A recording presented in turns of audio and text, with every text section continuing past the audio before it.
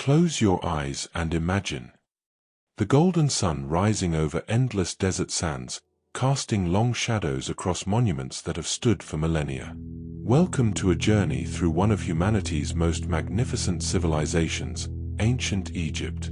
A land where pharaohs ruled as living gods, where the Nile brought life to barren sands, and where the secrets of the afterlife were written in stone and papyrus. For over 3,000 years, this remarkable civilization flourished along the banks of the Nile River, creating wonders that still captivate us today. In this journey, we'll uncover 100 fascinating facts about ancient Egypt, each one a doorway into understanding a world both alien and familiar, ancient yet eternal. Let us begin our story where all stories of Egypt must begin, with the river that made everything possible. The Nile's annual miracle. The ancient Greek historian Herodotus called Egypt the gift of the Nile, and he could not have been more accurate. Each year, like clockwork, the Nile River would flood its banks between June and September, depositing rich, black silt across the floodplains. This nutrient-rich soil transformed the desert into fertile farmland, creating a ribbon of green life through an otherwise unforgiving landscape.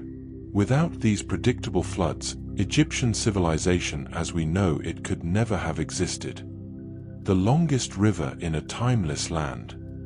The Nile stretches over 4,100 miles, making it the longest river in the world. It flows northward, an unusual direction that the Egyptians simply accepted as the natural order.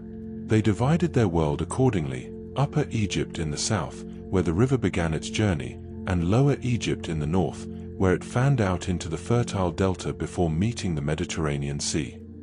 The 3 seasons of Egypt. While we think of 4 seasons, the ancient Egyptians organized their year around 3 seasons, each lasting 4 months. First came Akkad, the inundation, when the Nile flooded. Then Peret, the growing season, when crops were planted and tended in the rich soil. Finally, Shimu, the harvest season, when the bounty was gathered before the cycle began anew. This rhythm dictated every aspect of Egyptian life for thousands of years. Black land and red land. The Egyptians called their country Kemet, meaning the black land, referring to the dark, fertile soil left by the Nile's floods. Beyond this precious strip of farmland lay the Deshret, the red land, the vast, hostile desert that served as both barrier and protector. This natural fortress helped shield Egypt from invaders and allowed their civilization to develop in relative isolation and stability. A civilization of remarkable duration. When we speak of ancient Egypt, we're actually talking about a civilization that endured for approximately 3,000 years, from around 3100 BCE to 30 BCE. To put this in perspective, Cleopatra, the last pharaoh of Egypt, lived closer in time to the moon landing than she did to the construction of the Great Pyramid. The Great Pyramid was already ancient history to her, as remote to her time as medieval castles are to ours. The birth of a kingdom. Around 3100 BCE, a ruler known to us as Nama, though some call him Men's, unified Upper and Lower Egypt into a single kingdom. This unification is commemorated on the famous Nama palette, an ancient carved stone that shows the king wearing both the white crown of Upper Egypt and the red crown of Lower Egypt. This moment marked the beginning of dynastic Egypt and the start of one of history's greatest civilizations, writing their world into existence. The ancient Egyptians developed one of the world's earliest writing systems, hieroglyphics. The word comes from the Greek meaning sacred carvings. This wasn't just a single script, though. The Egyptians actually used 3 different writing systems: formal hieroglyphics for sacred texts and monuments, hieratic script for everyday religious and administrative documents, and later, demotic script for common use. These beautiful symbols could represent sounds, ideas, or entire words. Masters of stone. The Egyptians were extraordinary builders and engineers. They quarried millions of tons of limestone, granite, and sandstone, moving massive blocks, some weighing over 50 tons, with remarkable precision using copper tools, wooden sledges, and ingenious systems of ramps and levers. They achieved this without the wheel for transportation, without iron tools, and without pulleys, relying instead on human ingenuity, organization, and an abundant workforce. The first paper. Papyrus, made from the papyrus plant that grew abundantly along the Nile's banks, gave the Egyptians a portable, durable writing surface. They cut the plant's pith into thin strips, layered them crosswise, pressed them together, and created sheets that could be rolled into scrolls. This innovation was so successful that papyrus remained the primary writing material in the Mediterranean world for over 3,000 years. In fact, our word paper comes directly from papyrus. Divine authority. The pharaoh was not merely a king, he was considered a living god, the earthly incarnation of Horus, the falcon-headed deity. Upon death, the pharaoh was believed to become one with Osiris, god of the afterlife. This divine status wasn't simply ceremonial, it was the very foundation of Egyptian society. The pharaoh's word was law, his judgment was final, and his role as intermediary between gods and mortals meant that Egypt's prosperity depended on maintaining Ma'at, cosmic order and harmony, through his righteous rule. The power of 5 names. Each pharaoh held 5 official names, each one revealing a different aspect of their divine authority. There was the Horus name, the two ladies' name, the golden Horus name, the prenomen or throne name, and the nomen or birth name. When we refer to Tutankhamun, we're actually using just one of his 5 names. This elaborate naming system reinforced the pharaoh's connection to multiple gods and their role as the living link between heaven and earth. Women who ruled as kings. Though pharaohs were typically male, several remarkable women held the throne in their own right. The most famous is Hatshepsut, who reigned for about 22 years during the 15th century BCE. She even wore the traditional false beard of the pharaoh and had herself depicted in male royal regalia in official art. Her reign was peaceful and prosperous, marked by successful trading expeditions and ambitious building projects. She was one of Egypt's most successful pharaohs, regardless of gender. The boy king's treasure. Tutankhamun became pharaoh at approximately 9 years old and died around age 19, having achieved relatively little during his brief reign. Yet he became the most famous pharaoh of all when, in 1922, British archaeologist Howard Carter discovered his nearly intact tomb in the Valley of the Kings. The tomb contained over 5,000 objects, including the iconic golden death mask, giving us an unprecedented glimpse into the wealth and artistry of ancient Egypt. If this was the tomb of a minor pharaoh, imagine what treasures the tombs of great pharaohs like Ramesses II must have held. Ramesses the Great. Ramesses II, who ruled for 66 years in the 13th century BCE, was arguably Egypt's most powerful pharaoh. He fathered over 100 children with his numerous wives, built more monuments and statues than any other pharaoh, and his reign represented the last great flowering of Egyptian imperial power. His mummy, discovered in 1881, shows a tall man with red hair who lived into his 90s, an exceptional age for the ancient world. When his mummy was flown to Paris in 1976 for preservation treatment, it was issued an Egyptian passport listing his occupation as king, deceased. The heretic king. Pharaoh Akhenaten, who ruled in the 14th century BCE, attempted one of history's first recorded religious revolutions. He abandoned the traditional Egyptian pantheon of gods and established the worship of Aten, the sun disk, as the sole deity. He moved Egypt's capital to a new city, Akhenaten, and changed artistic styles to a more naturalistic form. After his death, his successors worked to erase his memory, destroying his monuments and removing his name from king lists. His revolution died with him, but his reign remains one of the most fascinating periods in Egyptian history. Cleopatra's true legacy. Cleopatra VII, Egypt's last pharaoh, was actually Greek, not ethnically Egyptian. She was a descendant of Ptolemy, one of Alexander the Great's generals who took control of Egypt after Alexander's death. What made Cleopatra remarkable wasn't just her legendary romances with Julius Caesar and Mark Antony, it was her intellect. She was the first Ptolemaic ruler in 3 centuries to actually learn the Egyptian language, and she was fluent in at least 9 languages.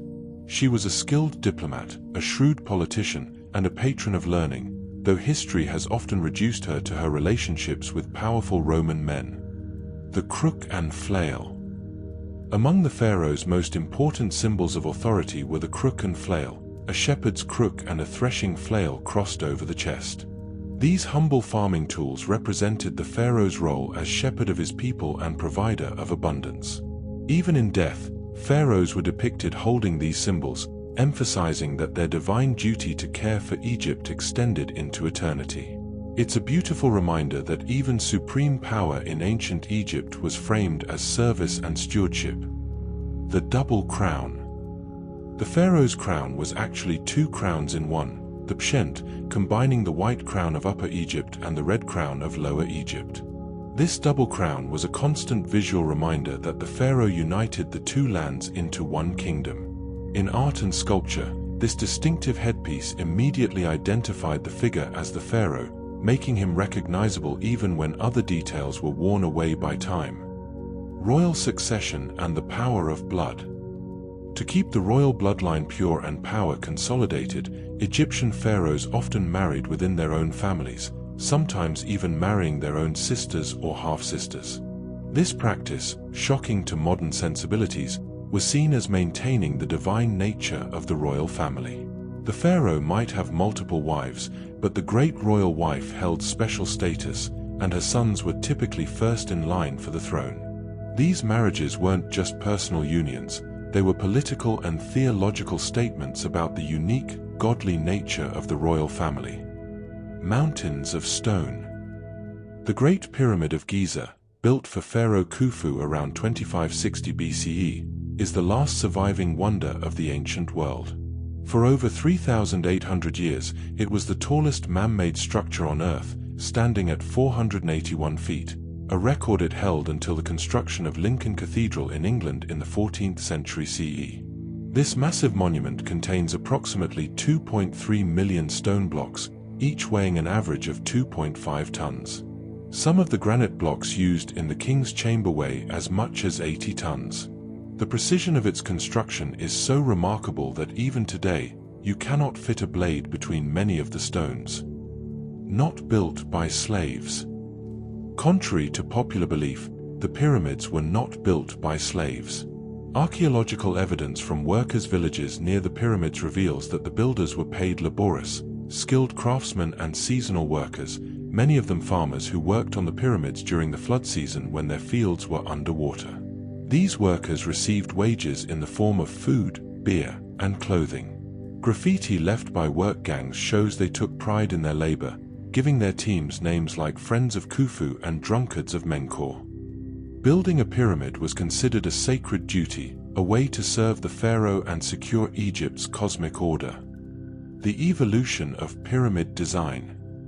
The smooth-sided pyramids we picture today were actually the culmination of centuries of architectural evolution. The first pyramid, the Step Pyramid of Djoser, built around 2670 BCE, rose in 6 distinct steps, essentially a stack of mastabas, the traditional rectangular tombs.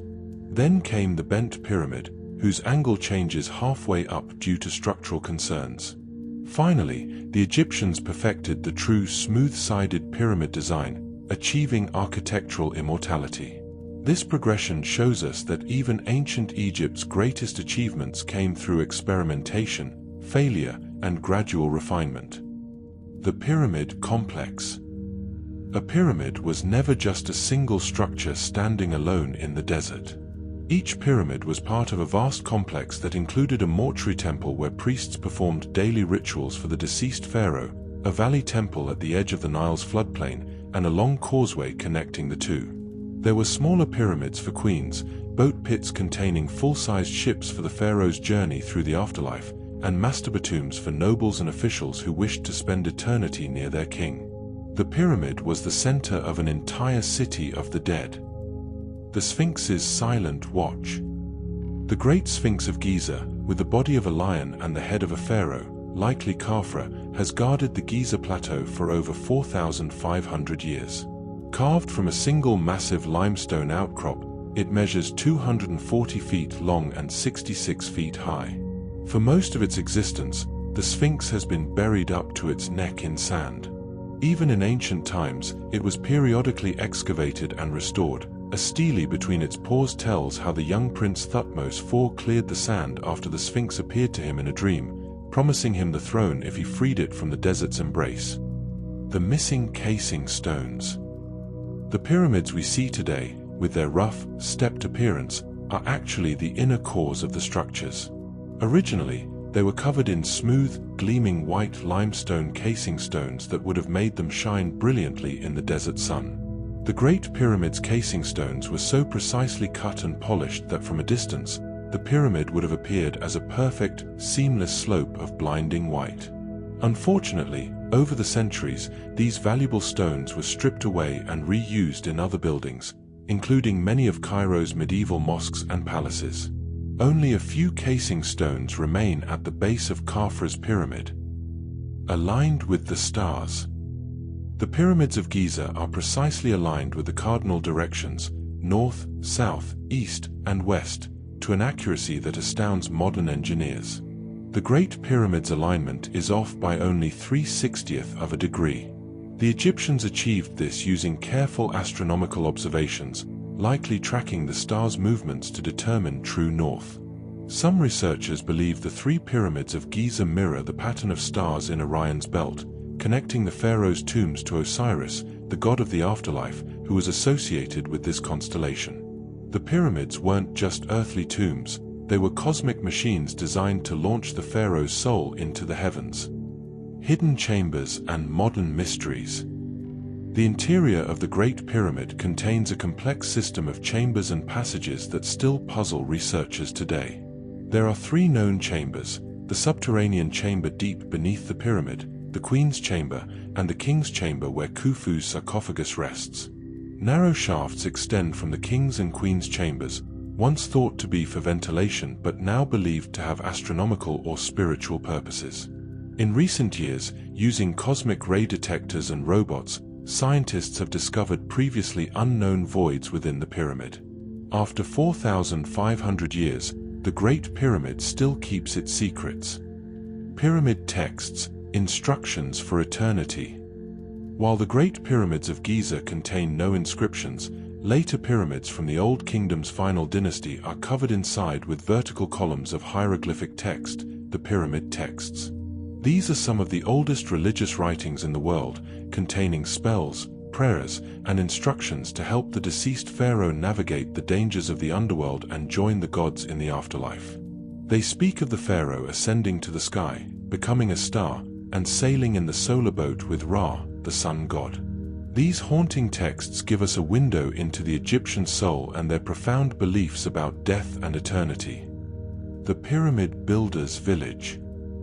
At Giza, archaeologists have excavated the workers' village where thousands of pyramid builders lived. The remains reveal surprisingly sophisticated urban planning, with barracks, bakeries capable of producing thousands of loaves daily, a copper workshop, and even a medical facility where injured workers received care. Analysis of workers' skeletons shows evidence of successful bone setting and surgical procedures. The workers ate well. Cattle bones indicate they consumed beef regularly, a luxury for ancient times. This wasn't a camp of oppressed slaves but a functioning town supporting one of history's greatest construction projects. A pantheon of thousands. The ancient Egyptians worshipped not just a handful of gods, but hundreds, perhaps even thousands, of deities. Each city, town, and village had its own local gods and goddesses, while major deities like Ra, Osiris, and Isis were venerated throughout the land. These gods weren't distant, abstract forces, they were deeply woven into every aspect of daily life. There were gods of the Nile flood, gods of childbirth, gods of beer brewing, gods of wisdom, warfare, love, and death. The Egyptians saw the divine in everything, and their gods reflected the full spectrum of human experience and natural phenomena. Ra, the sun god. Ra, the sun god, was one of ancient Egypt's most important deities, and his daily journey across the sky was central to Egyptian cosmology. Each morning, Ra was born from the goddess Nut, traveled across the sky in his solar boat during the day, and each evening was swallowed by Nut again, journeying through the dangerous underworld during the night to be reborn at dawn. This endless cycle of death and rebirth mirrored the Egyptians' own hopes for eternal life. Many pharaohs incorporated Ra's name into their own, such as Ramesses, meaning Ra has fashioned him, emphasizing their divine connection to the sun god. Osiris and the promise of resurrection. Osiris, the god of the afterlife and resurrection, embodied perhaps the Egyptians' deepest hopes. According to mythology, Osiris was once an earthly king who brought civilization to Egypt, but was murdered and dismembered by his jealous brother Set. Osiris's devoted wife Isis searched throughout Egypt, gathering the pieces of his body and, through her powerful magic, briefly restored him to life long enough to conceive their son Horus. Though Osiris could not return to the land of the living, he became ruler of the underworld, judge of the dead, and the promise that death was not the end. Every Egyptian hoped to become an Osiris after death, achieving the same resurrection and eternal life. Isis, the divine mother. Isis was perhaps the most beloved goddess in ancient Egypt, and her worship eventually spread throughout the Roman Empire. She was the ideal mother and wife, the mistress of magic, protector of children, healer of the sick, and patron of nature and magic. Her devotion to Osiris and her protection of their son Horus made her a symbol of maternal love and loyalty. Temples to Isis remained active longer than any other Egyptian religious sites. The temple at Philae continued functioning until 550 CE, nearly 1,000 years after Egypt became part of the Roman Empire, making it one of the last bastions of the ancient religion. Animal-headed gods. One of the most distinctive features of Egyptian deities is their appearance as humans with animal heads. Horus had a falcon's head, Anubis a jackal's head, Thoth an ibis head, Bastet a cat's head, and Sobek a crocodile's head. These weren't arbitrary choices, each animal represented specific qualities associated with the god. The falcon's keen sight and mastery of the sky made it perfect for Horus, the god of kingship and the sky. The jackal's presence in cemeteries made it appropriate for Anubis, guardian of the dead. This blending of human and animal forms expressed the Egyptians' belief that the gods transcended ordinary existence, embodying powers beyond human limitations. Anubis, guardian of the dead. Anubis, the jackal-headed god, was the original lord of the dead before Osiris took that role. He became the god of embalming and the protector of tombs, a fitting role, as jackals were often seen in cemeteries. Anubis was present at the crucial moment of judgment when a person's heart was weighed against the feather of Marat to determine their worthiness for the afterlife. He was the guide who led souls through the treacherous underworld, and embalmers wore Anubis masks while preparing bodies for burial, symbolically taking on the god's role. For the Egyptians, Anubis was not a figure of fear but of protection, the one who ensured safe passage to eternity. Bastet, from fierce to friendly. The goddess Bastet demonstrates how Egyptian deities could transform over time. Originally depicted as a fierce lioness goddess associated with the sun's destructive heat, by the late period she had evolved into the gentle, protective cat goddess we recognize today. Cats were sacred to Bastet, and killing one, even accidentally, could be punishable by death. In the city of Bubastis, hundreds of thousands of mummified cats have been discovered, offerings to the goddess. The annual festival of Bastet was one of ancient Egypt's most popular celebrations, with music, dancing, and wine flowing freely along the Nile as pilgrims traveled to her temple. Thoth, the inventor of writing. Thoth, depicted as an ibis-headed man or as a baboon, was the god of writing, knowledge, wisdom, and the moon. The Egyptians credited him with inventing hieroglyphics and believed he served as the scribe of the gods, recording the verdict when souls were judged in the afterlife. Thoth was patron of scribes, scholars, and magicians. He was also associated with time, mathematics, and science.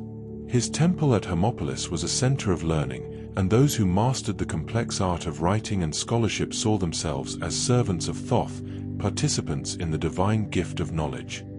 Marat, more than a goddess. Maat was both a goddess and a concept, perhaps the most important concept in ancient Egyptian civilization. She represented truth, justice, cosmic order, and balance. Maat was depicted as a woman with an ostrich feather on her head, and it was this feather against which the hearts of the dead were weighed. The pharaoh's primary duty was to maintain Maat, to ensure the cosmos remained in balance through proper religious observance, just rule, and moral conduct. When Maat was upheld, the Nile flooded at the right time, harvests were abundant, and Egypt prospered. When Maat was violated through injustice, chaos, or neglect of the gods, Isfet, chaos and disorder, threatened to overwhelm the world. This philosophy made ethics and cosmic order inseparable. The Ennead of Heliopolis. The creation myth of Heliopolis told of the Ennead, 9 primordial gods who emerged from the waters of chaos. In the beginning, there was only Nun, the primordial waters. From Nun arose Atum, who created himself and then through various means generated Shu, air, and Tefnut, moisture. They produced Jeb, earth, and Nut, sky, who in turn became parents to Osiris, Isis, Set, and Nephthys. This divine family tree explained how the world came into being and established the relationships between the gods. Different cities had different creation myths. Theology in ancient Egypt was wonderfully diverse, with each religious center maintaining its own traditions while acknowledging the others. The Egyptian view of death. For the ancient Egyptians, death was not an ending but a transformation, a doorway to another existence. They believed that each person possessed multiple spiritual components, the Ka, a kind of life force or vital essence, the Ba, often depicted as a human-headed bird, representing personality and the ability to move between worlds, and the Ark, the transfigured spirit that resulted when the Ka and Ba were successfully reunited in the afterlife. Death was simply the separation of these elements, and through proper burial, ritual, and moral living, they could be brought back together, allowing the deceased to live forever in the field of reeds, a paradise that was essentially a perfected version of Egypt itself. The art of mummification. Mummification was a sacred process that took 70 days to complete. First, embalmers removed the internal organs, except the heart, which was needed for judgment in the afterlife. The brain was extracted through the nose with a long hook and discarded, as the Egyptians didn't understand its importance. The body was then covered in natron, a naturally occurring salt, which dried it out completely. After 40 days, the body was cleaned, anointed with oils and resins, and wrapped in hundreds of yards of linen bandages. Amulets were placed between the layers for protection. The entire process was accompanied by prayers and rituals, transforming the deceased into an eternal form that could house the returning soul. The opening of the mouth ceremony. Even the most perfectly preserved mummy was useless without the opening of the mouth ceremony. This crucial ritual, performed at the tomb's entrance, symbolically restored the deceased's senses and abilities.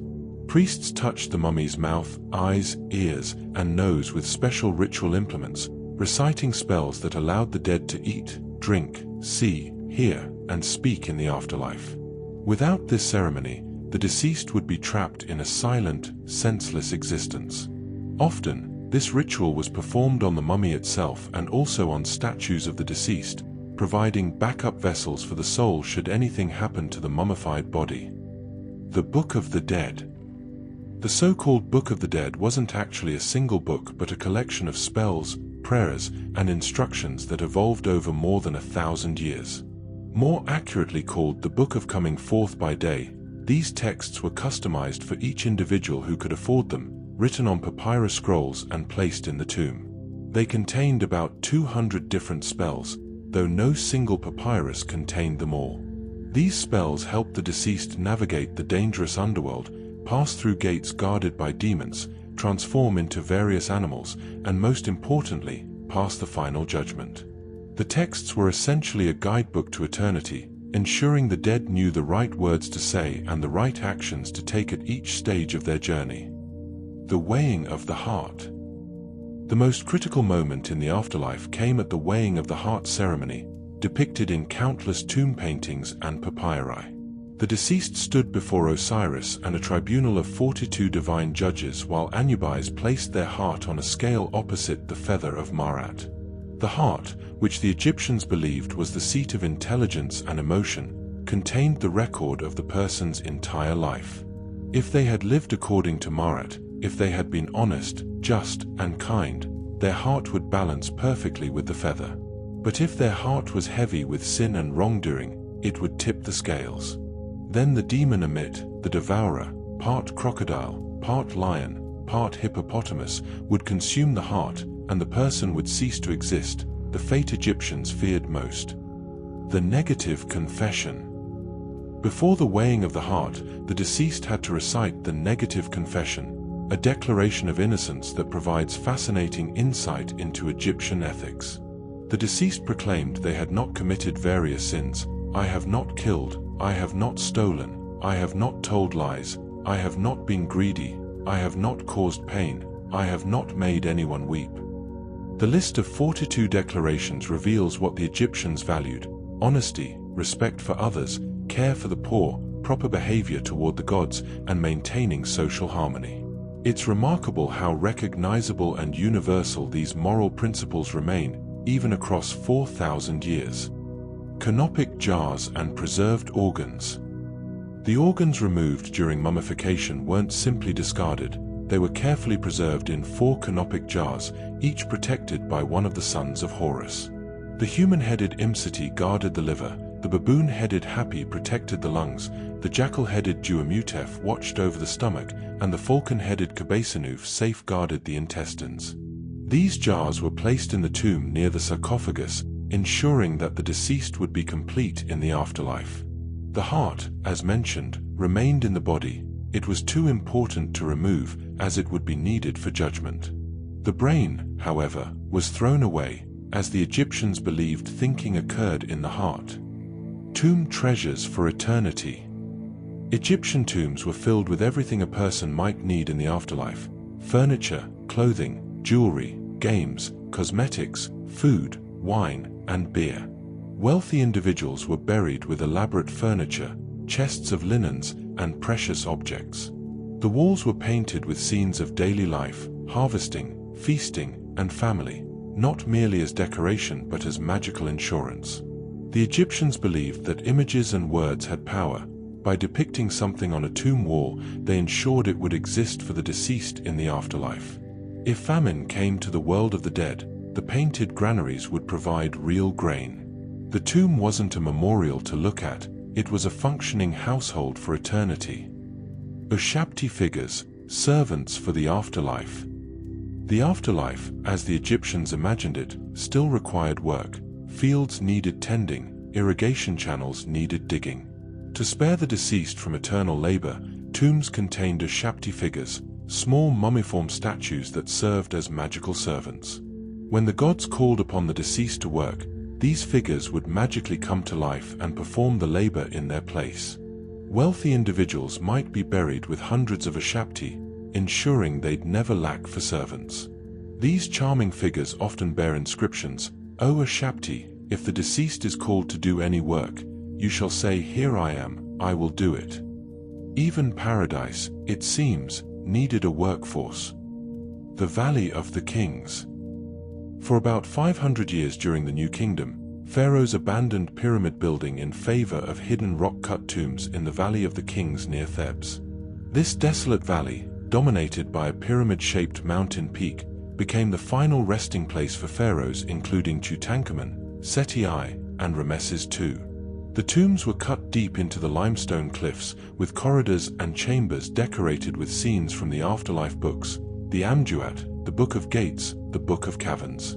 Despite attempts at secrecy and elaborate security measures, nearly all these tombs were robbed in antiquity. Only Tutankhamun's tomb survived relatively intact, hidden beneath debris from later construction, waiting over 3,000 years to reveal its treasures to Howard Carter's astonished eyes. A surprisingly clean civilization. The ancient Egyptians were remarkably concerned with cleanliness and hygiene, far more so than many later civilizations. They bathed regularly in the Nile or with water poured from Urs, and wealthy households had dedicated washing rooms. Both men and women shaved their entire bodies, including their heads, to prevent lice and stay cool in the desert heat. They then wore wigs made from human hair or plant fibers for formal occasions. Priests were especially fastidious, shaving their entire bodies every 3 days and bathing multiple times daily in sacred pools before entering temples. This emphasis on physical purity was connected to spiritual purity.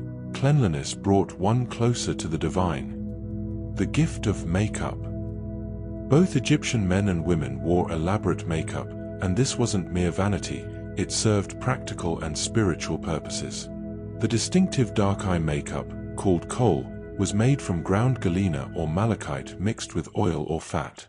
This dramatic eye paint reduced glare from the intense desert sun and helped prevent eye infections, which were common in the dusty environment. The Egyptians believed makeup also provided magical protection. The Eye of Horus symbol, resembling a painted eye, was one of Egypt's most powerful amulets. Green eyeshadow was associated with Horus, black with resurrection and rebirth.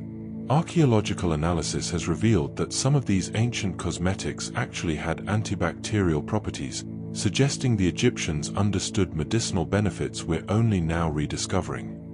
Fashion and linen.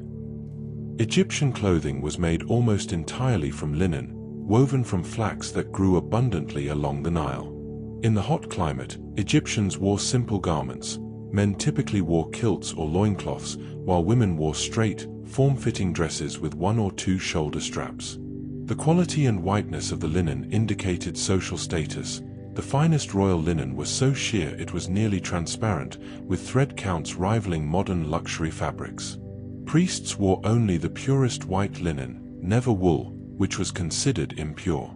Interestingly, many labourists worked completely naked, and nudity carried no shame. It was simply practical in the scorching heat.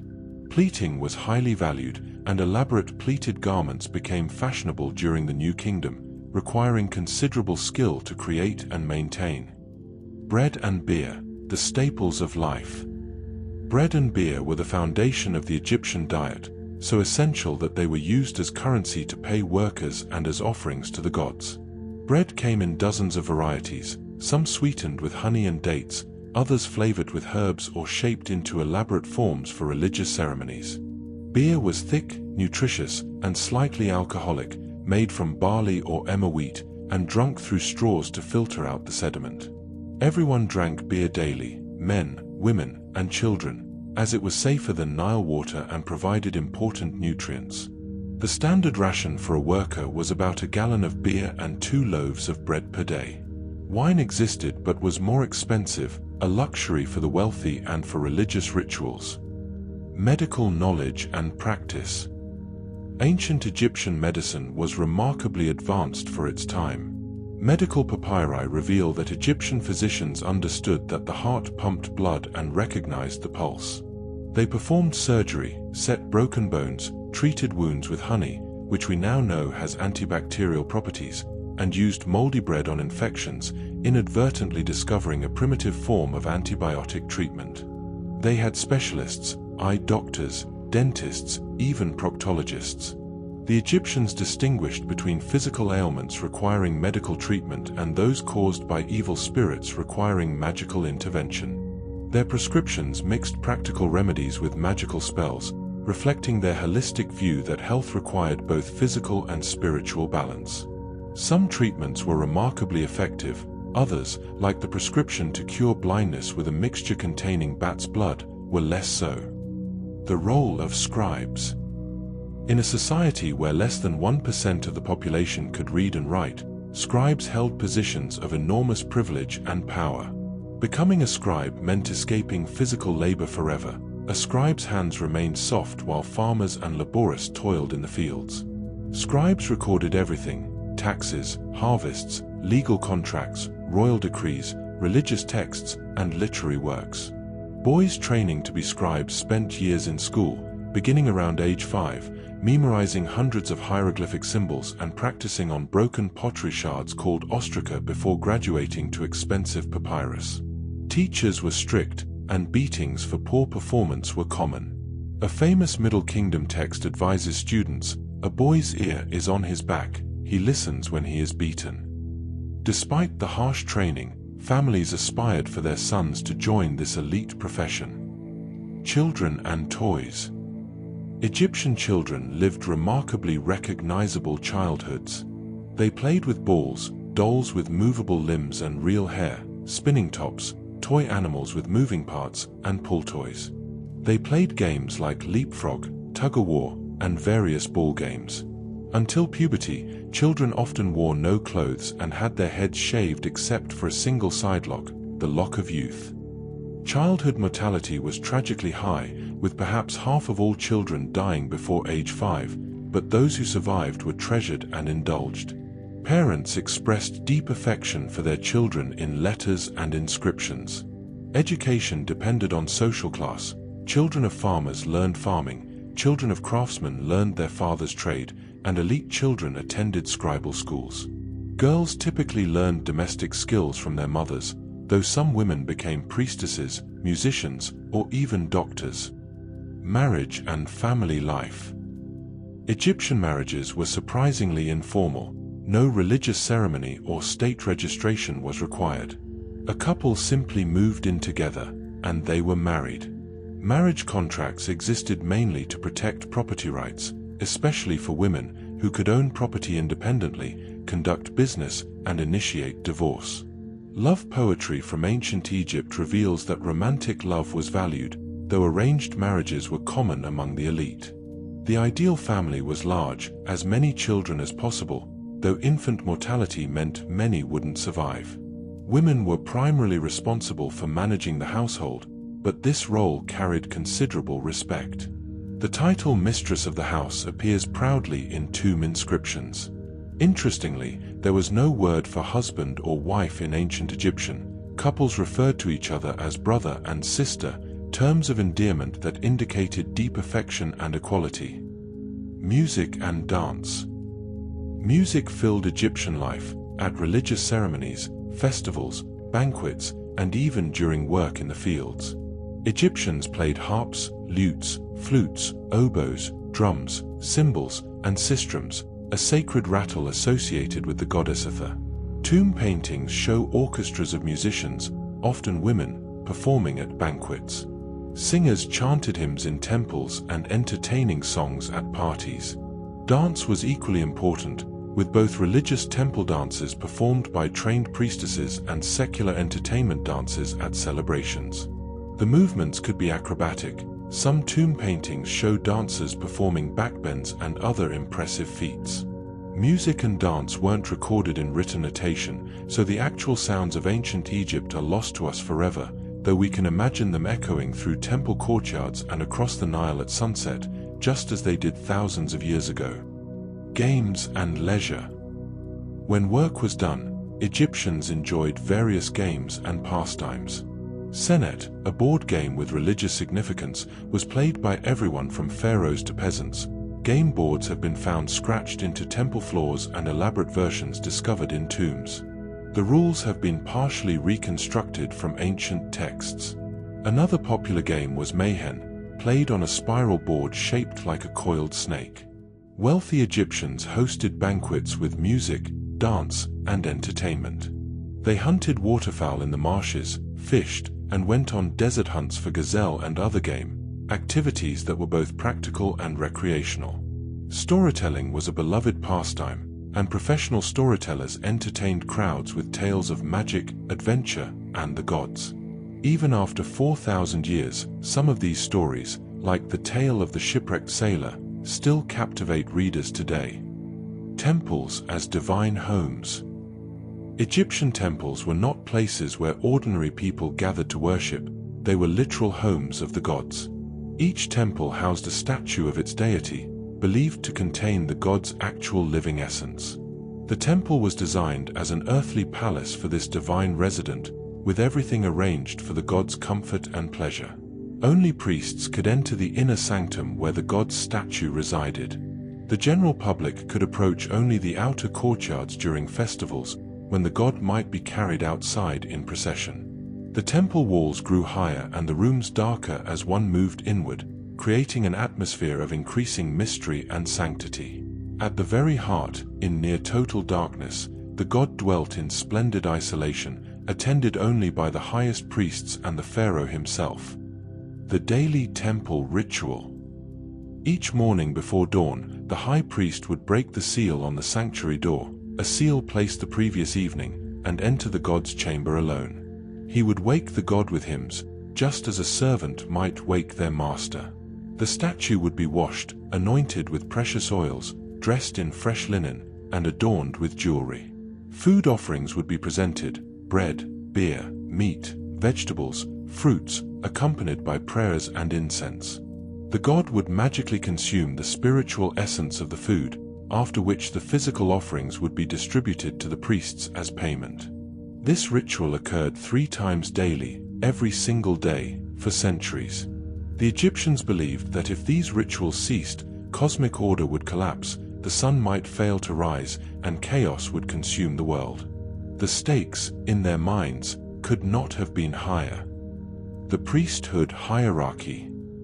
The priesthood was a complex hierarchy with many specialized roles. At the top stood the high priest, often a powerful political figure appointed by the pharaoh. Below him were various ranks of priests, each with specific duties. Some priests specialized in reading and reciting sacred texts, others in performing rituals, still others in maintaining the temple's economic operations. Temples were enormous landowners and economic centers. There were also hour priests who tracked time and determined the proper moments for rituals based on astronomical observations. Not all priests served full-time. Many served in rotating shifts, working in the temple for 1 month in every 4, spending the rest of the year pursuing other occupations. Female priestesses served various goddesses, particularly Atha and Neith, and held positions of considerable prestige and independence. Karnak, the largest temple complex. The temple complex at Karnak, dedicated primarily to Amun-Ra, is the largest religious building ever constructed. Built and expanded over 2,000 years by successive pharaohs, it covers more than 200 acres. The Great Hypostyle Hall alone is one of the world's architectural wonders, a forest of 134 massive columns, the tallest reaching 70 feet high and 12 feet in diameter, their tops carved to resemble papyrus flowers. When complete, the hall's roof would have filtered sunlight through stone gratings, creating an ethereal atmosphere inside. Walking through Karnak today, even in its ruined state, gives one a sense of the overwhelming power and resources of ancient Egyptian religion. Every pharaoh wanted to add to Karnak, to leave their mark on this sacred center.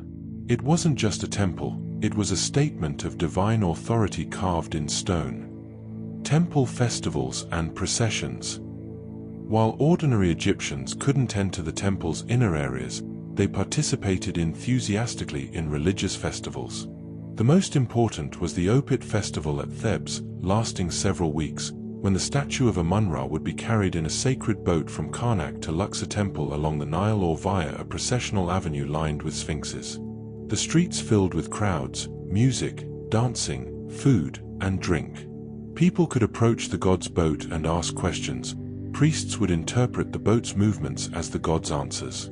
These festivals broke the monotony of agricultural labor and reinforced community bonds. They were occasions of joy and celebration, when the divine became briefly accessible to everyone, and when heaven touched earth in glorious, chaotic pageantry. Oracle consultations. Egyptians consulted the gods for guidance on everything from important state decisions to personal matters like marriage and business deals. During festivals, when the god's statue was carried in procession, people could pose yes or no questions. The priests bearing the sacred boat would interpret its movements. A forward movement meant yes, backward meant no, though modern scholars suspect the priests may have had considerable influence over these divine responses. Some temples had written oracles, where questions could be submitted on ostraca.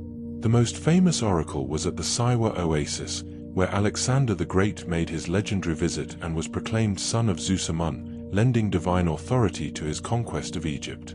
These oracles gave people direct access to divine wisdom and reassurance that the gods took personal interest in their lives. Temple libraries and houses of life.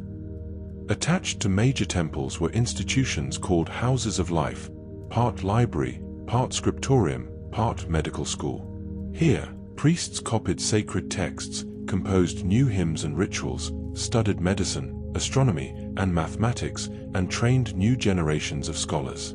These were the intellectual centers of Egyptian civilization, where knowledge was preserved and transmitted across centuries. The libraries contained papyrus scrolls on every subject, religious rituals, medical treatises, mathematical problems, literary tales, historical records. Sadly, almost all of these temple libraries have been lost to time, fire, and decay. The knowledge they contained, thousands of years of accumulated wisdom, is mostly gone forever. What survived did so by accident. Texts copied onto more durable materials, papyri preserved by Egypt's dry climate, or documents that happened to be quoted by later Greek and Roman authors. Sacred animals. Many Egyptian temples kept sacred animals believed to be living incarnations of the gods. The Apis bull at Memphis, identified by specific markings, was worshipped as the living manifestation of Ptah and lived in luxury. When an Apis bull died, Egypt went into mourning, and the search began for its successor. At Crocodilopolis, sacred crocodiles representing Sobek were kept in temple pools, adorned with gold jewelry, and fed choice meats by priests. Countless temples kept sacred cats, ibises, baboons, or other animals associated with their deities. When these sacred animals died, they were mummified with the same care as humans.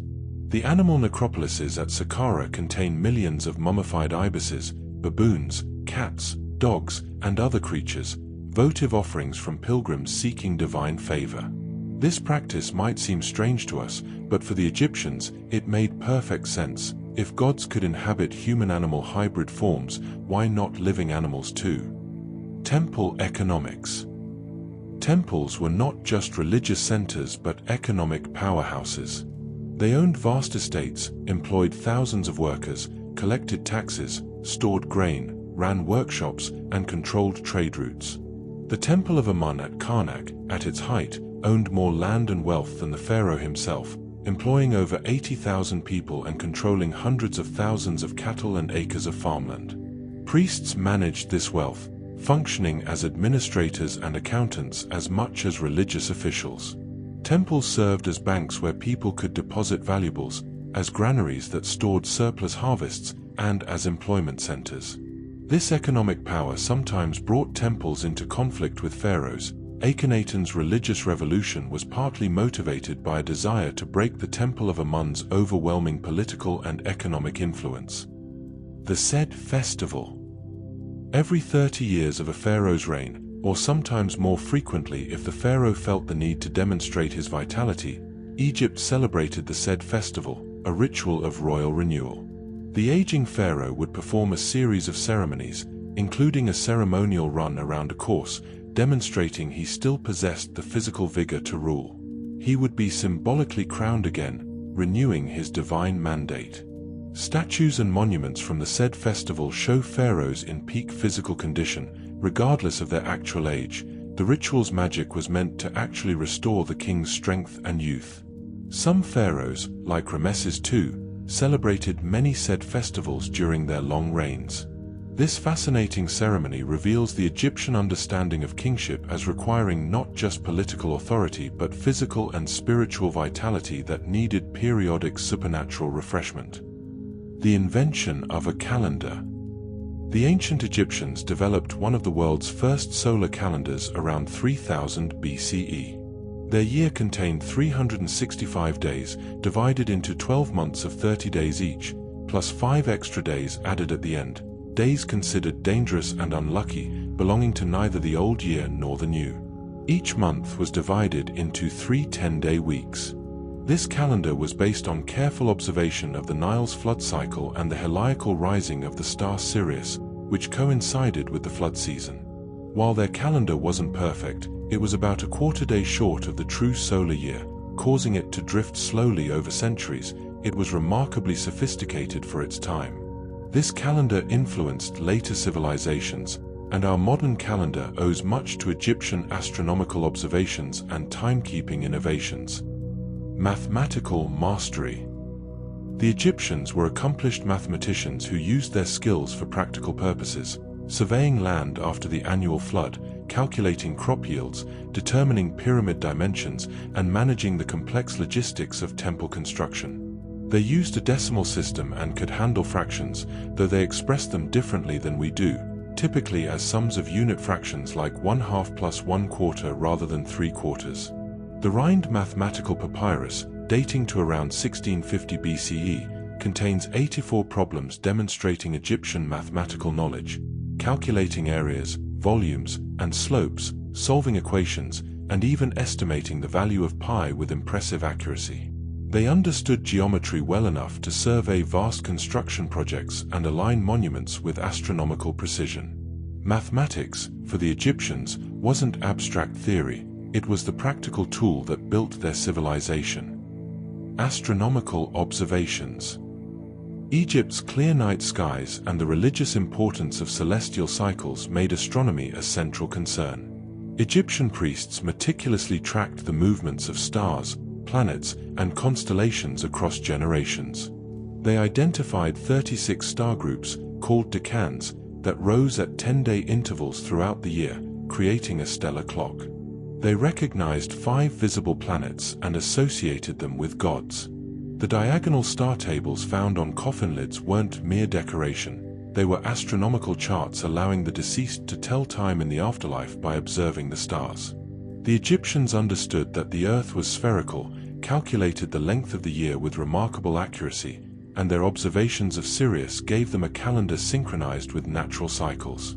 Their astronomical knowledge served both practical needs, agriculture, navigation, timekeeping, and religious purposes, connecting earthly rhythms to cosmic order. Literature and stories. The ancient Egyptians created a rich literary tradition that went far beyond religious texts. They composed love poetry of surprising intimacy and beauty, with lovers comparing each other to flowers and precious metals. They wrote adventure tales like The Tale of Sinew, about an official who fled Egypt and lived among foreign peoples before yearning to return home, a story exploring themes of identity, loyalty, and belonging that resonate even today. They created the world's first ghost stories, wisdom literature offering life advice, satirical texts mocking pompous officials, and even an ancient battle of the sexes debate. The tale of the eloquent peasant tells of a poor man who delivers beautiful speeches demanding justice after being wronged by a corrupt official, a story that's both entertainment and social commentary. These texts reveal that Egyptians valued eloquence, appreciated humor, understood irony, and grappled with the same human concerns we face today. The wisdom texts. Egyptian wisdom literature, called instructions or teachings, offered guidance on living a good and successful life. The instruction of Ptah-hotep, dating to the Old Kingdom, advises, "Do not be proud of your knowledge. Consult the ignorant and the wise, for the limits of art are not reached, and no artist fully possesses his skill." These texts emphasized humility, self-control, respect for parents and superiors, careful speech, generosity to those in need, and living according to Marat. The instruction of Amenemop, written around 1100 BCE, is particularly striking because portions of it closely resemble passages in the biblical book of Proverbs, suggesting Egyptian wisdom influenced Hebrew scripture. These teachings weren't just philosophical musings, they were practical career advice. A person who mastered these virtues could rise through society, while those who ignored them risked failure and disgrace. Engineering marvels beyond pyramids. Egyptian engineering genius extended far beyond pyramid construction. They built massive temples with stone roofs spanning impossible distances, quarried and transported obelisks weighing over 300 tons, created intricate water clocks that measured time with remarkable accuracy, and designed elegant solutions to agricultural challenges. They developed sophisticated irrigation systems with canals, dikes, and water lifting devices like the shaduf, a counterweighted pole with a bucket that revolutionized water management and is still used today. They built ships capable of sailing the Mediterranean and Red Seas, undertaking trading expeditions to distant lands. Egyptian metallurgists worked copper, bronze, and eventually iron, while craftsmen created glass, faience, a glazed ceramic material, and created pigments that have retained their colors for millennia. Every aspect of their civilization benefited from practical, ingenious engineering solutions. Medicine and the Edwin Smith Papyrus. The Edwin Smith Papyrus, dating to around 1600 BCE but copying older material, is the world's oldest surviving surgical text. It describes 48 cases of injuries, head wounds, broken bones, dislocations, approached with remarkable rationality. For each case, the text provides a title, examination instructions, diagnosis, and treatment recommendation. What's revolutionary is the systematic approach. The physician examines the patient, makes a diagnosis, and determines whether the condition is treatable. Some cases are classified as an ailment I will treat, others as an ailment I will contend with, and the most severe as an ailment not to be treated, an honest acknowledgement of medicine's limits. The papyrus describes the brain, recognizes that head injuries can affect other body parts, and discusses the pulse. This rational, observational approach makes the Edwin Smith Papyrus a landmark in medical history, the beginning of medicine as science rather than pure magic. The Rosetta Stone and lost voices restored. For over 1,000 years after ancient Egyptian civilization ended, hieroglyphics remained an unsolvable mystery. The language was dead, its secrets locked away. Then, in 1799, French soldiers in Napoleon's army discovered the Rosetta Stone near the town of Rashid. This granite slab contained the same decree written in 3 scripts: hieroglyphics, Demotic Egyptian, and ancient Greek. Since scholars could read Greek, the stone provided the key to unlocking hieroglyphics. In 1822, French scholar Jean-François Champollion finally cracked the code, and ancient Egypt could speak again. Suddenly, temple walls, tomb inscriptions, papyri, and monuments revealed their messages after millennia of silence. The Rosetta Stone gave us back an entire civilization's voice, allowing ancient Egyptians to tell their own stories in their own words, a priceless gift that continues to enlighten us today. Egyptian influence on the world. Ancient Egypt's influence rippled across the ancient world and down through history to shape our own civilization. The Greeks and Romans admired Egypt enormously. Greek philosophers studied there, Roman emperors collected Egyptian obelisks to adorn their cities, and Egyptian religious ideas influenced emerging Christianity. The pyramids inspired architectural ambitions for millennia. Egyptian medical knowledge spread throughout the Mediterranean. Their administrative systems and bureaucratic practices influenced later empires. Even our modern obsession with ancient Egypt, Egyptomania, has persisted for 2 centuries, inspiring art, architecture, fashion, and film. From the Washington Monument, inspired by Egyptian obelisks, to Hollywood movies, from mystical traditions to scientific inquiry, Egypt's legacy endures. This ancient civilization captured something fundamental about human aspiration, the desire to build something that transcends mortality, to create beauty that outlasts us, to touch eternity. Egypt's trade networks. Ancient Egypt was never the isolated civilization we sometimes imagine. Egyptian traders sailed up the Nile into Nubia and deep into Africa, seeking gold, ivory, ebony, incense, exotic animals, and enslaved people. They sailed the Mediterranean to trade with the Minoans of Crete and the peoples of the Levant, exchanging Egyptian grain and linen for cedar wood from Lebanon, copper from Cyprus, and silver from Anatolia. Most remarkably, they mounted expeditions down the Red Sea to the legendary land of Punt, probably located in modern Somalia or Eritrea, bringing back myrrh trees, frankincense, gold, and even live baboons. Queen Hatshepsut's mortuary temple features detailed reliefs of her Punt expedition, showing Egyptian ships loaded with treasures. These trade routes connected Egypt to a vast network of ancient civilizations, making it a hub in the Bronze Age world economy. The Egyptian military. For much of the Old and Middle Kingdoms, Egypt had no standing professional army. The country's natural barriers, deserts to the east and west, cataracts on the Nile to the south, the Mediterranean to the north, provided excellent protection. When military action was needed, troops were conscripted from the general population. However, during the New Kingdom, after the trauma of foreign occupation by the Hyksos, Egypt developed a professional military with specialized units: infantry armed with spears, axes, and shields, archers carrying composite bows, and most fearsome of all, chariot divisions. The chariot, introduced by the Hyksos, revolutionized Egyptian warfare. These light, fast, two-man vehicles, one driver, one archer, became the ancient world's equivalent of tanks, giving Egypt military dominance for centuries. The Battle of Kadesh. In 1274 BCE, Pharaoh Ramesses II faced the Hittite Empire at the Battle of Kadesh in modern Syria, one of the largest chariot battles in history. Ramesses, young and eager to prove himself, fell into a Hittite ambush and nearly lost his life when his vanguard was separated from the main army. According to Egyptian accounts, carved on multiple temple walls, Ramesses single-handedly fought off thousands of enemies until reinforcements arrived. The Hittite version tells a different story, claiming victory. In truth, the battle was probably a draw, with both sides suffering heavy casualties. What makes Kadesh historically significant is that it led to the world's first recorded peace treaty, signed between Ramesses and the Hittite king Hattusili III, establishing borders and promising mutual defense.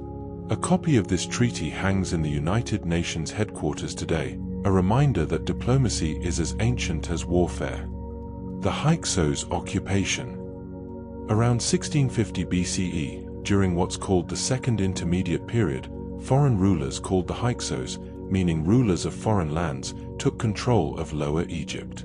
They were likely Semitic peoples from the Levant who gradually infiltrated and eventually dominated the Delta region, establishing their capital at Avaris. Egyptian texts portray the Hyksos as barbaric invaders, but archaeology reveals they largely adopted Egyptian culture and ruled as pharaohs themselves. They introduced Egypt to new military technology: the composite bow, improved bronze weapons, and most importantly, the horse-drawn chariot. After about a century, the Theban pharaohs of Upper Egypt drove out the Hyksos in a series of campaigns, reunifying Egypt and beginning the New Kingdom. This period of foreign domination traumatized Egyptian consciousness and transformed them into a more militaristic, expansionist power determined never to be conquered again. The Sea People's mystery.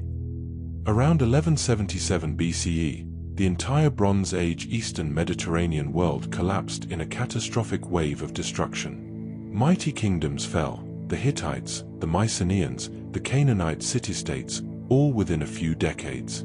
Cities were burned, trade networks collapsed, and civilizations vanished.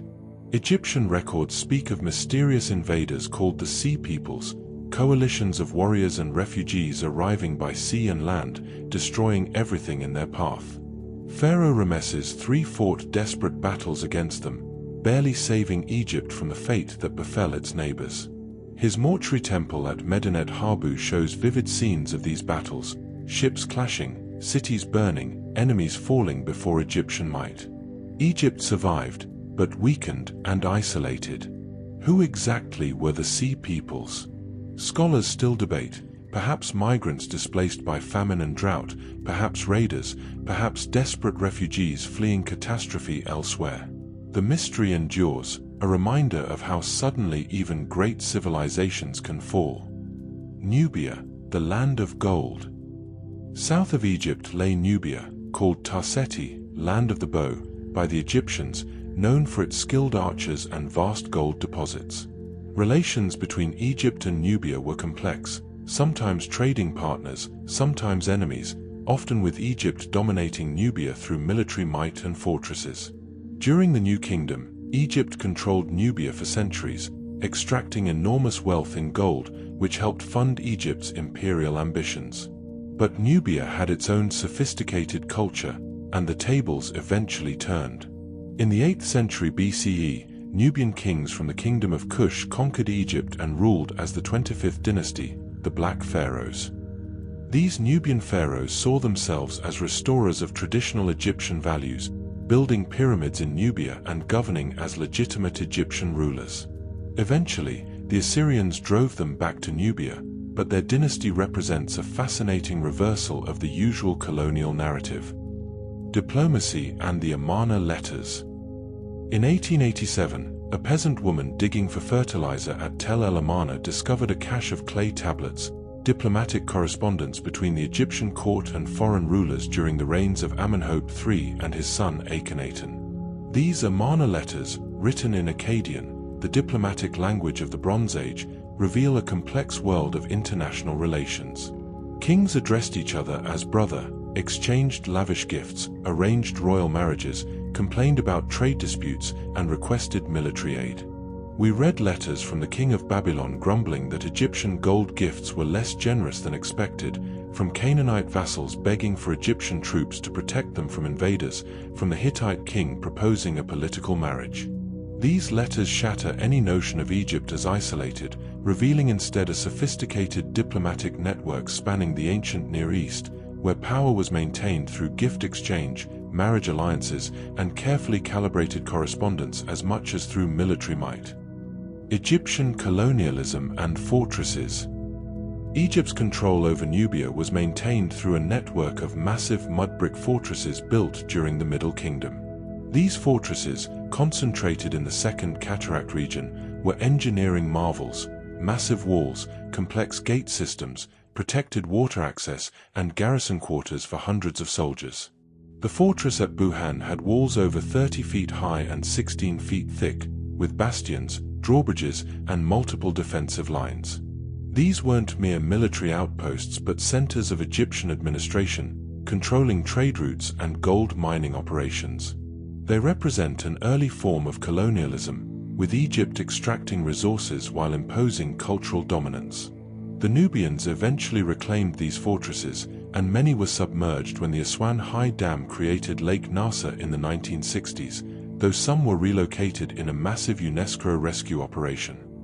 Foreign wives and cultural exchange. Egyptian pharaohs often sealed diplomatic alliances through marriage, taking foreign princesses as wives. These royal women brought their own retinues, customs, and sometimes religious practices to the Egyptian court. One of Ramesses II's many wives was a Hittite princess, sent as part of the peace treaty after Kadesh. These marriages facilitated cultural exchange. Foreign artistic styles, technologies, and ideas flowed into Egypt along with the brides. However, the exchange was asymmetrical. Egyptian princesses were never sent abroad. As one pharaoh haughtily wrote to a foreign king who requested an Egyptian princess, "From time immemorial, no daughter of the king of Egypt has been given to anyone." This policy reflected Egyptian superiority complex. Egypt received brides but did not give them, maintaining the fiction that Egypt stood above other nations in the divine hierarchy. The Egyptian Navy. Though best known for their monuments on land, the Egyptians were also accomplished sailors. They built sophisticated ships for both riverine and maritime use. Nile vessels transported massive stone blocks, grain, and trade goods up and down the river using both sails and oars. Maritime vessels, built with cedar imported from Lebanon, ventured into the Mediterranean and down the Red Sea. Reliefs show Egyptian ships with distinctive high prows and sterns, equipped with square sails and/or banks. During the New Kingdom, Egypt maintained a navy to protect trade routes and project military power.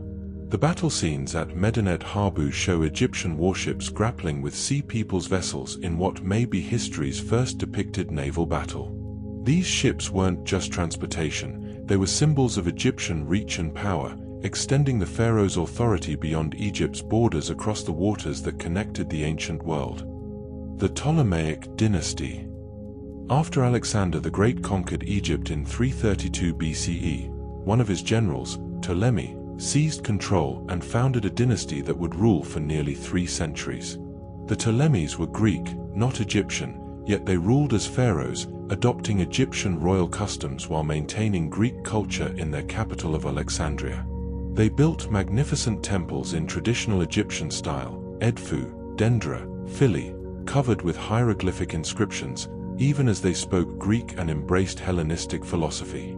This cultural duality created a fascinating hybrid civilization. The Ptolemies sponsored scholarship, building the Great Library of Alexandria, which became the ancient world's premier center of learning, housing hundreds of thousands of scrolls.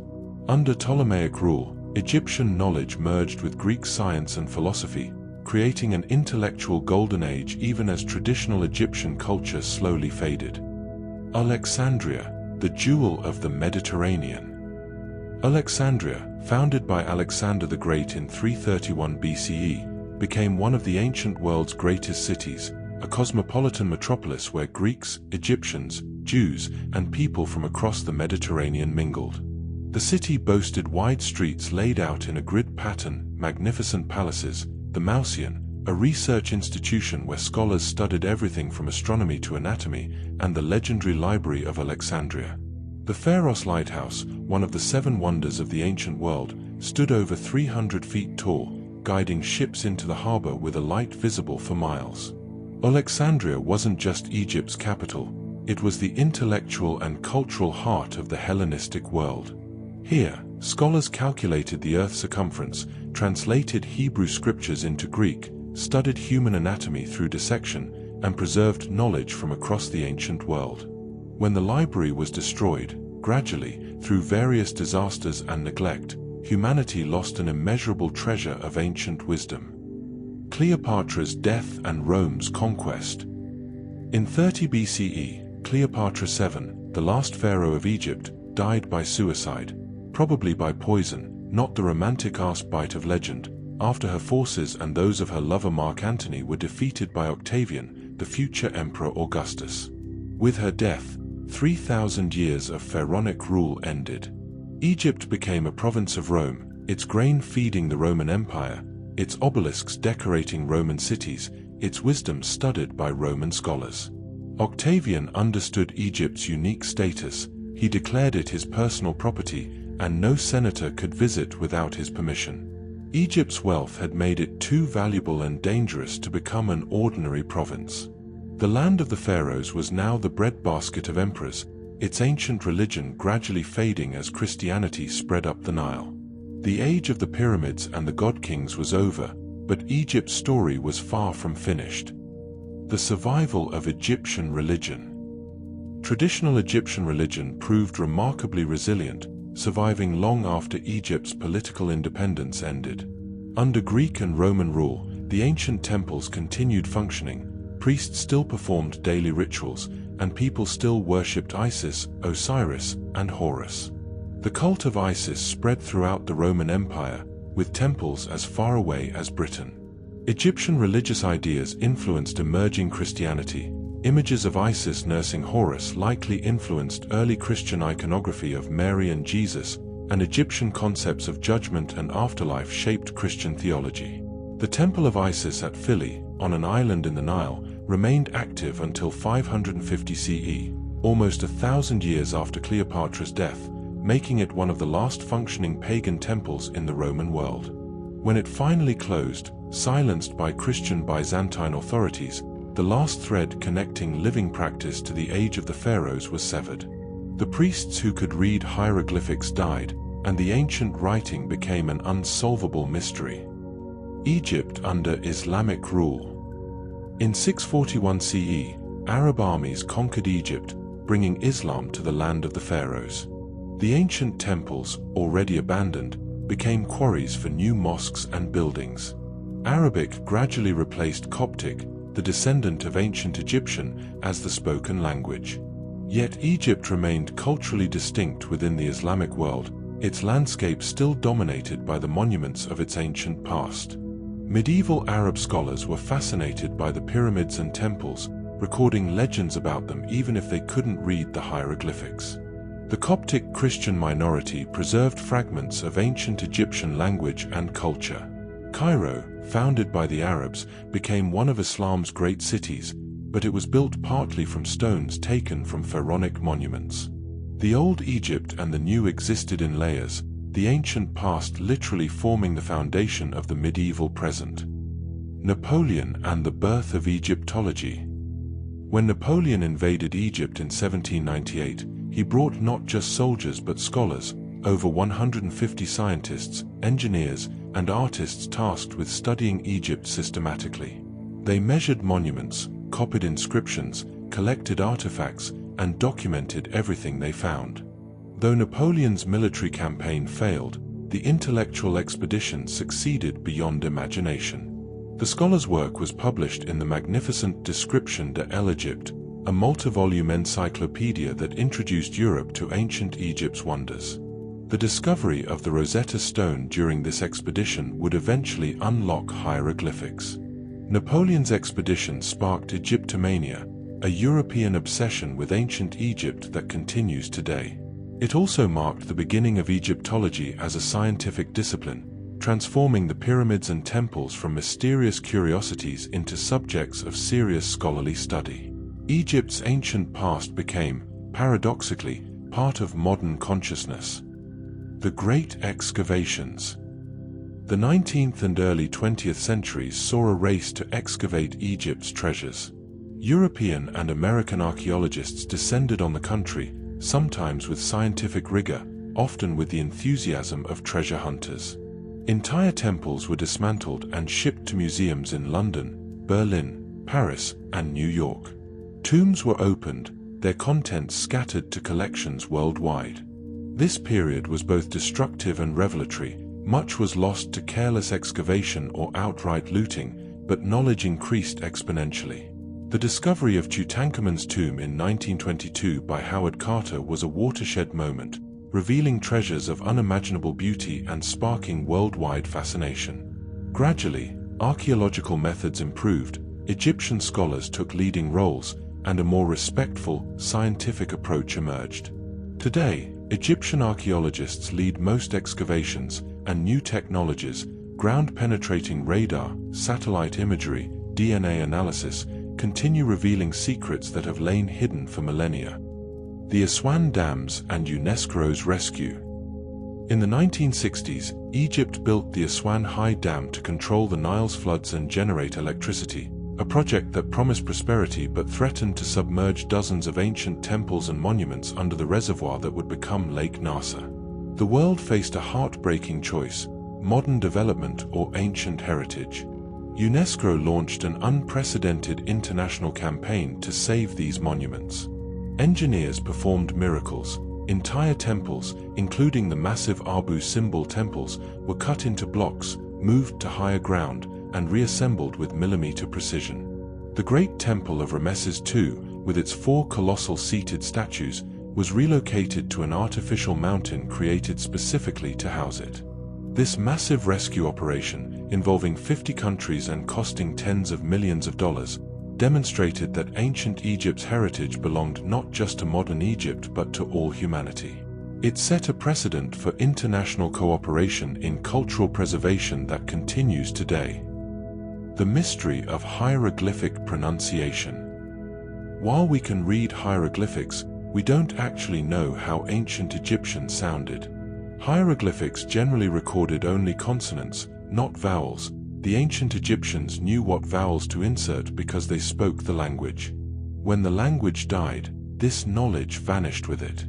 Egyptologists use Coptic, the latest form of Egyptian preserved by Christian communities, to make educated guesses about pronunciation, but we're essentially guessing. When you see names like Tutankhamun or Ramesses, those vowels are scholarly conventions. The real pronunciation is lost forever.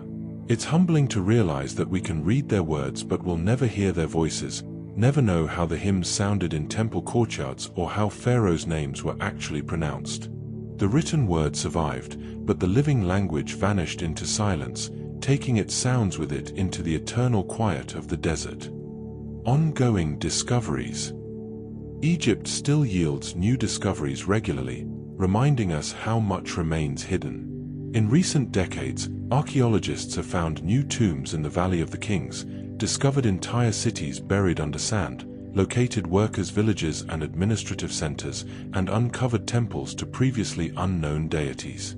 Ground-penetrating radar and satellite imaging reveal buried structures invisible to the naked eye.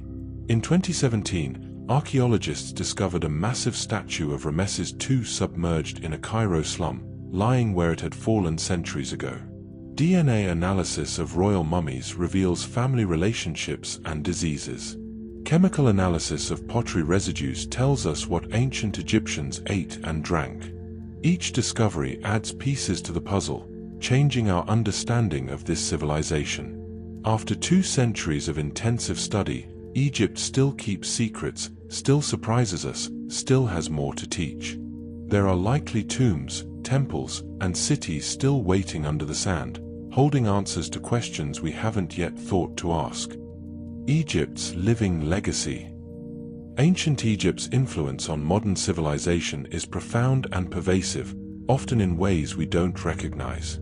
Our 365-day calendar derives from Egyptian timekeeping. Our medical knowledge builds on foundations they laid. The concept of monumental stone architecture, buildings designed to last forever, owes much to Egyptian ambition. Paper comes from papyrus. Many mathematical and astronomical techniques trace back to Egyptian innovation. Beyond tangible contributions, Egypt gave us something equally important: the idea that human achievement can transcend mortality, that we can build something lasting, create beauty that outlives us, touch eternity through our works. Every monument, every skyscraper, every work of art created to endure carries an echo of the pyramid's defiant message against death and oblivion. Egypt taught humanity to dream of immortality and showed us it was possible, not through magic, but through stone, art, and memory. Why Egypt still matters. 3,000 years after the last great pharaohs, why does ancient Egypt still captivate us? Perhaps because Egypt wrestled with the same fundamental questions we face. How do we create meaning? How do we face death? What legacy will we leave? How do we build something that lasts? The Egyptians answered these questions with sublime confidence. They built monuments that have outlasted empires, created art that still moves us, developed ideas about justice and morality that still resonate, and faced death not with fear but with elaborate, beautiful hope. When we stand before the pyramids or gaze at Tutankhamun's golden mask, we're not just looking at ancient artifacts, we're confronting human ambition in its purest form, the desire to defeat time itself. Egypt matters because it succeeded. The pharaohs achieved their goal of immortality, not through magic or mummification, but through memory. They live because we remember them. Their voices echo across millennia because we still listen. In that sense, ancient Egypt never died. It simply transformed, becoming not a living civilization but an eternal one, forever young in humanity's collective imagination. And so we reach the end of our journey through 100 facts about ancient Egypt, though we've barely scratched the surface of this vast, complex, endlessly fascinating civilization. From the life-giving floods of the Nile to the golden treasures of the pharaohs, from the towering pyramids to the intimate details of daily life, from the powerful gods to the humble workers who built eternity in stone, ancient Egypt reveals humanity at its most ambitious, creative, and profound. The sand that buried temples and tombs for millennia is slowly yielding its secrets. Each discovery adds new chapters to a story that already spans 3,000 years. The voices that fell silent when the last hieroglyphic inscription was carved are speaking again, telling us about lives lived in the shadow of eternity, about a people who looked at the desert and the Nile, at life and death, at time itself, and said, "We will leave our mark. We will build something that lasts." And they did. The pyramids still stand.